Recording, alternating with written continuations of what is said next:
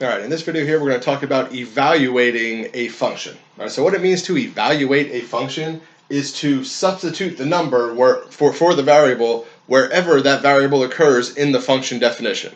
Right, so if you didn't see the other video I did about the definition of a function and what a function is, you might want to check that one out. But this right here is what we refer to as a function definition.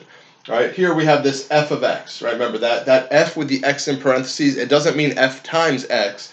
It means f is the name of the function, and then whatever variable, whatever letter is in the parentheses there, that's telling us that when we write the rule for this function, which tells us what the function does, this is the variable we're going to use, is whatever's in that parentheses.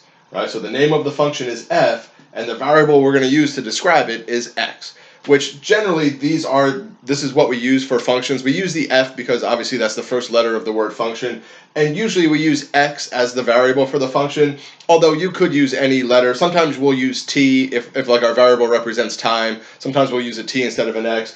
You can use a different letter besides f for a function. You can have g of x or h of t or whatever letters you want to use, but this is the most common one that you see is f of x. Right? So a function of the variable x. And this function definition says, well, f of x is equal to 3x squared plus x minus 5.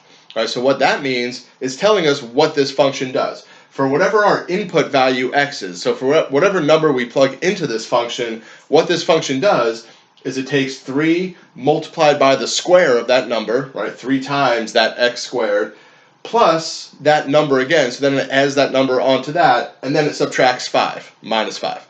All right, so that's what our function does to whatever number we plug into it, right? And when we are asked to evaluate a function, well, we plug numbers into the function and see what the output is, right? So when we're evaluating a function, we're given an input value, and we have to calculate what the output is, all right? Which basically means, in this case, for example, a f of negative 2, my input value is negative 2. I go to my function definition. Everywhere I see that variable x, I put the negative 2 in its place, and then I calculate what that's equal to. Right? What does this function do to a negative 2? Or when I plug in a negative 2, what's the outcome? What's the output? All right, so, and that's what this definition up here says. Substitute the number for the variable wherever the variable occurs in the function definition. Here's my function definition. And again, whatever number is in the parentheses here next to the f, that's what's taking the place of the x. Right? So that's my input value.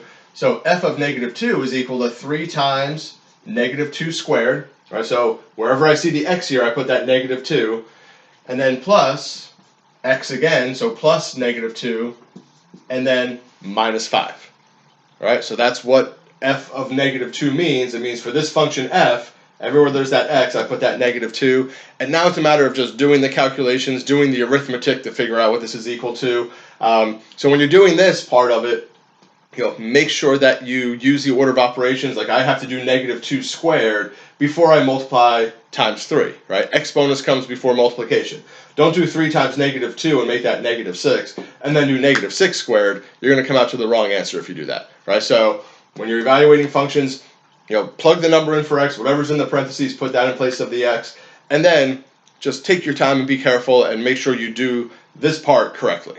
All right, so negative 2 squared is 4. 4 times 3 is 12, minus 2 would be 10, minus 5 is 5. I'm not going to spend a lot of time doing the actual calculations.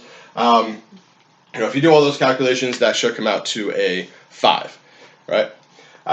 Remember, just use the order of operations, do things in the proper order so that you get the correct answer. All right, the next one, f of 0. Well, I'm doing the same thing now, but instead of plugging in a negative 2 to my function, I'm plugging in a 0. So it's 3 times 0 squared plus 0 minus 5. So 3 times 0 squared is going to equal 0, plus another 0 is 0, minus 5 is going to equal negative 5. All right, so I get a 5 for the first one, I get a negative 5 for the second one, and then for the next one, f of 4, well, I do the same thing. 3 times 4 squared plus 4 minus 5, right? My input value now is 4, so everywhere there's an x in my function definition, I put that number 4, and now I go ahead and I do the calculations.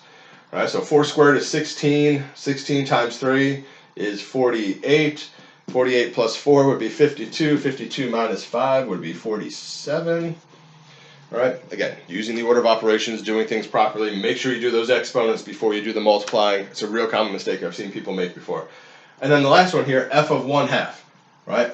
When I am plugging numbers into a function, I can plug in any types of numbers. They don't have to be nice whole numbers. They don't have to be positive numbers. They can be fractions. They can be negative numbers. They can be decimals. They can be any type of number at all. All right, so f of 1/2, I do the same thing as I did with the other ones. 3 times 1/2 squared plus 1/2 minus 5. All right, and then once again, just do the operations. Now this time you have to do operations with fractions, all right, which means, well, 1/2 squared, that's going to be 1/4. All right, so it's going to be 3 times 1/4, which is going to be 3/4. So let me just go ahead and do that all together here. So it's going to be 3/4 plus 1/2 minus 5. And I'm going to put that 5 over 1. Since I have fractions here, I'm going to write everything as a fraction so that I can find my common denominator. So remember, when I have to add and subtract fractions, they all have to have a common denominator. All right, so remember, back up here, having to do the exponent before the multiplying. So 1/2 squared, 1/2 times 1/2 is 1/4. Remember, for those, multiply straight across. Right, 1/2 times 1/2 equals 1/4. Multiply the 1s, multiply the 2s there. And then that times 3 gives us 3/4 plus 1/2 minus 5 over 1. So my denominators are 4, 2, and 1. And so my common denominator will be 4 for each of these. Right, so that's going to be 3/4. 1/2 is the same as 2/4. And then minus 5 would be minus 20/4. All right, so what I did there on this fraction, the 1/2, I multiplied the numerator and denominator by 2 over 2 to get 2/4. And for the minus 5 over 1, I multiplied the numerator and denominator by 4 over 4 to make it 20 over 4. So we get 3 plus 2 is 5. 5 minus 20 equals negative 15. So this is going to equal negative 15/4. All right, that one I went through just to kind of remind you how to work with fractions. I did some videos about how to do operations with fractions, how to multiply, divide, add, and subtract fractions. So if that part I did here and finding the common denominator, all that stuff, if that part confused you, check out the videos I did where I explain how to do all that stuff, where I go in a lot more detail and take it a little bit slower to do that. But again, when you're evaluating a function, whatever the number in the parentheses is, that's taking the place of the x. So in that function definition, everywhere you see an x, you put that number, and then it's just doing the calculations and being careful when you're doing that stuff. All right, I'm going to pause the recording, erase this real quick, and put up another example where we do evaluating a function that involves a word problem and a slightly different type of function. All right, so I put another example up here, and this one is a word problem. So we have a cell phone plan which costs $39 per month. And that includes 2 gigabytes of free data. And then it also charges $15 per gigabyte for any additional data that you use. And so we can set up a function that models the cost of your cell phone plan based on how much data you use. Right? So c of x is equal to 39 if 0 is less than or equal to x is less than or equal to 2. But c of x equals 39 plus 15 times x minus 2 if x is greater than 2. Right, so this function here is what we refer to as a piecewise defined function. Right, so a piecewise defined function means that the function is defined in separate pieces depending on the input values. Right, if my input value, if my x is in between 0 and 2, then my function just equals 39. Right, which makes sense because if you use up to 2 gigabytes of data, the plan just costs $39 per month and that's it. It just costs 39. So if x is between 0 and 2 gigabytes, our cost is 39 bucks, right? However, if x is greater than 2, if I use more than 2 gigabytes of data, well then it's that $39 plus $15 times x minus 2, right? So that 15 times x minus 2 gives you, how much over the 2 gigabytes you went, and then $15 times however much extra you used. Right, so here x is equal to the number of gigabytes used, and c of x is the total cost. Right, anytime you're doing word problems, it's important to know what the variables represent. In this case, x is the number of gigabytes. The c of x is our total cost for our monthly cell phone plan. All right, so there's our piecewise defined function, and we're asked to evaluate that function. So just like that last example that we did, when I want to find c of 0.5, I just plug x equals 0.5 into my function. Right? The thing with a piecewise defined function is you have to decide which one of those 2 pieces to use. Right? And the way you decide which piece to use is based on, well, what is your x value? Is x between 0 and 2, or is x greater than 2? Right? And so if x is between 0 and 2, I use this piece of the function. If x is bigger than 2, I use this other piece of the function. All right? So for piecewise defined functions, you're not plugging 0.5 into both of these just the one that applies to this input value. All right, so for C of 0.5, my x is equal to 0.5, right? Remember, that's my x value, whatever's in that parentheses, that's my x or my input. So I have to decide where that belongs. Well, 0.5, that's in between 0 and 2, right? It's bigger than 0, but it's less than 2. And so I plug 0.5 into this piece of the function, which is just 39. Right? So C of 0.5 equals 39, and that's it. All right, since x is less than 2, or bigger than 0 and less than 2, then my cell phone plan just costs $39 per month. Right? If you go back and read the word problem again, that makes sense. If I only use 0.5, or I've used half a gigabyte of data, well, that's less than my 2 free gigabytes, so it's only going to cost me $39 per month. Right? What about C of 2? All right, so if x equals 2, well, x equals 2 is that's the interesting point here, because that's where our definitions change. Right? It equals 39 when 0 is less than or equal to x is less than or equal to 2, and then when x is greater than 2, it switches to the other definition. So for which one of the definitions, or which one of those definitions do I use for x equals 2? Well, it's the one that has x is equal to 2, which is still that one up top. Right? This is when x is less than or equal to 2. Right? 2 is equal to 2, and so I'm still using that first definition. Right? So whenever you're dealing with a piecewise defined function, and the number you're plugging into it is one of those numbers where the definition changes, you have to look for, well, which one of these has the equal sign, right? This one is just x is greater than 2.